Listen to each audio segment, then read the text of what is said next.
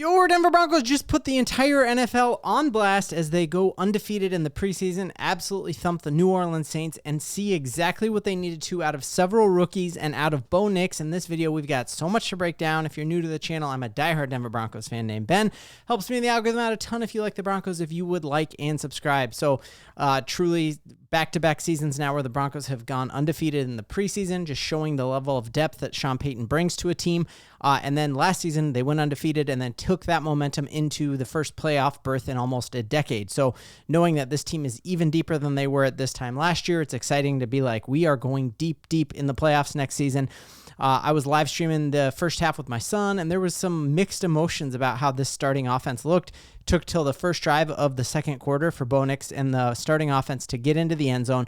But at the end of the day, you take a look at Bo Nix's stats that he went 10 for 14 for 110 yards passing, 1 touchdown, 118 passing score. And if you were to extrapolate that out, he played about 15 minutes of the NFL preseason in this game. If you extrapolate that out to a full 60-minute game, you were talking about him throwing for over 400 yards and 3.5 touchdowns, which obviously you can't throw for a half touchdown, but it was an absolute masterclass by Bo Nix. We're going to take a look at some of my favorite plays from him, but I would not be pumping the brakes or be nervous whatsoever. We went into New Orleans on a lazy morning, right? A lot of these Denver Broncos players don't even wake up until 10 o'clock Colorado Mountain Time. Now you're talking about being ready for a preseason game that doesn't matter an hour after a lot of these guys wake up. Sean Payton used it as a dress rehearsal, knowing that we got to go to Philadelphia Eagles at an 11 a.m. game, week 5 or 6, something like that, and we got to go to Houston Texans that same time.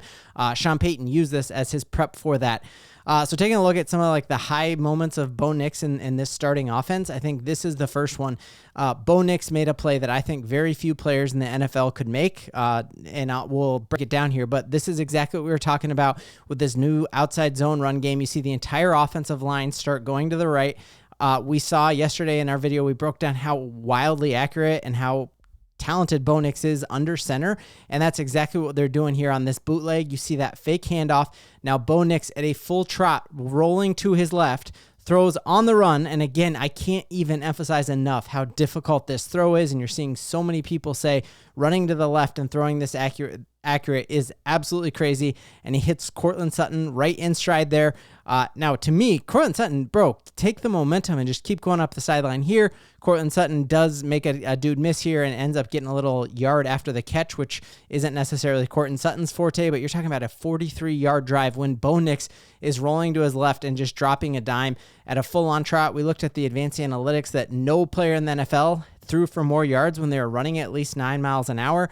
And Bo Nix, you run him left, you run him right, he can throw on the run, and that's something that like Joe Burrow can't run and doesn't do this. Like you're talking Patrick Mahomes, Josh Allen, and Lamar Jackson and Jaden Daniels are the only other quarterbacks in the league who can do what Bo Nix just did there, and Sean Payton changed his entire offense to get to that even more.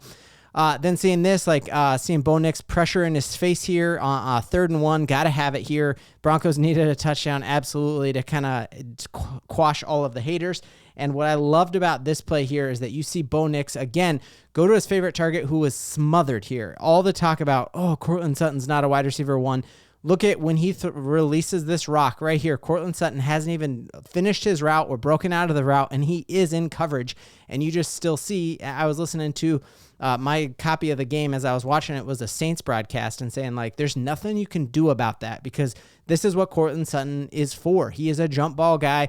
He's not a Deebo Samuel run after the catch guy. He is a post-up dude. And you just see smothering coverage, Courtland Sutton go up and get it, touchdown Bo Nix. That is absolutely what you like to see. And I was just wildly hyped. Love seeing that you have Bo Nix throwing off his back foot, kind of sidearm. He had to change his trajectory on here, but still he's flat-footed. He's not dancing away, and you just see the improved footwork after working with Drew Brees, working with the passing trainer that he worked with, who was a baseball dude. Love this angle of it again. You just see him change his arm angle and this angle of it that I truly loved watching. And the sky's the limit. Do not panic about them only scoring 1. This is a professional team they're playing against. You see Bo Nix side-arming it and just hitting our main man, Courtland Sutton, for a tutty. Gotta love seeing it. And again, Benny Fowler coming out on Twitter right away being like, 2 plays in a row, you see Bo Nix with back shoulder fades to Courtland Sutton. almost unstoppable. There are very few corners in the league. Like even a Pat Surtain would have a hard time defending that because it's back shoulder, meaning that's in a place only one other person can catch it, and it's Courtland Sutton. You love seeing that. And the other cool part about Bo Nix's stat line that I even forgot to say, that he was 10 for 14. He had 2 drops. There was one play where Evan Ingram was so pumped for his yards after catch that he just totally dropped the ball. And then Courtland Sutton also had a drop. So you're talking he's 12 of 14 if he does not have those drops. And just really, really exciting work there. And again, you extrapolate Courtland Sutton's production. He played 16 minutes and had 83 catches. You blow that out for an entire game, you're talking well over 100 yards and multiple touchdowns. He is a dominant wide receiver, and I'm so glad Broncos gave him the bag. Another huge bright spot was we know that this Broncos defense has held opposing teams to 3 touchdowns in the entire preseason. And I haven't pulled all the analytics. There's still more games tonight. I don't think another defense has done that, and it shows the depth that we have.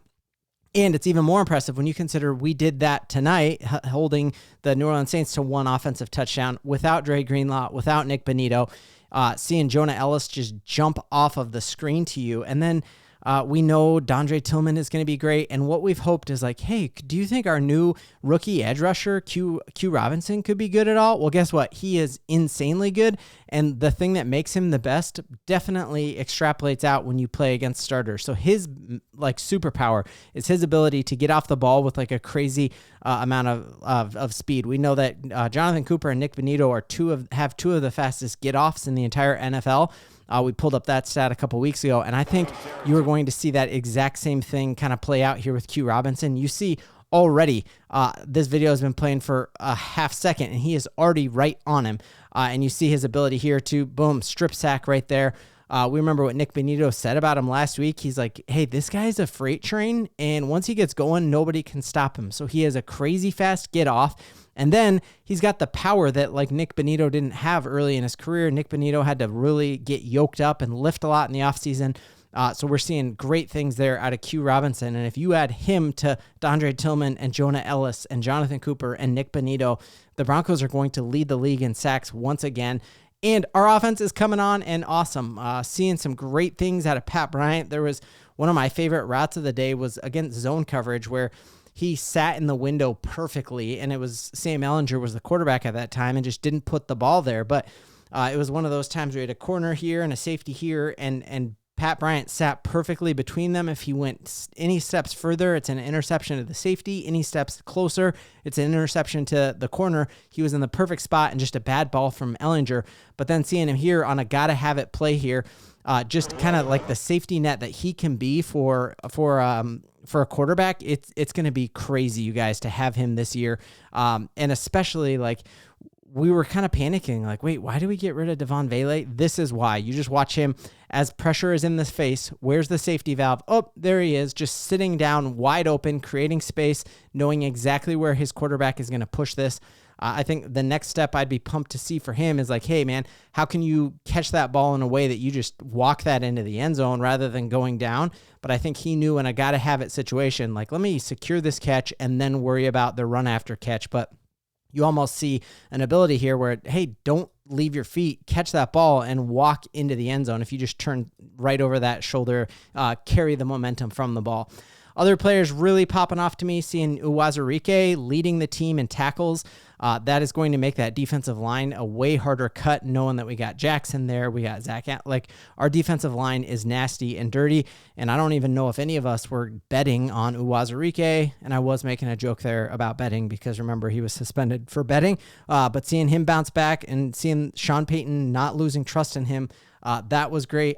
And then lastly, I loved this play because to me, this just shows how nasty Pat Surtain is. And even seeing fighting through contact that should not have been allowed, still not even giving up an inch. So you see a pretty nasty forearm shiver there, right? And a lot of corners that sends them 5-10 yards back, that you have this guy with a full head of steam shoving you up above your chest. He doesn't even budge and gives the receiver zero space there. This is why this Broncos defense is going to be almost impossible to game plan against, because we've seen the edge rush with young edge rushers who are just coming on. And then on one side, you've got Pat Surtain and you got Riley Moss, and you got Jahdae Barron. So just the future really hasn't been this bright to be a Denver Broncos fan in a long, long time. We've got a great week of content coming up on the show, multiple collabs going on with different Broncos beat reporters. I cannot wait for those. We got Cut Down Day on Tuesday, which will be wild. Does Audric estimate, did he do enough in this game to make the team? Do the Broncos carry 3 quarterbacks or only 2? It's going to be great. So make sure you're stayed sub to this channel so you don't miss a beat of it. Thanks to everyone who joined us on the live stream. It was a blast. In Broncos country, we got so much to believe in.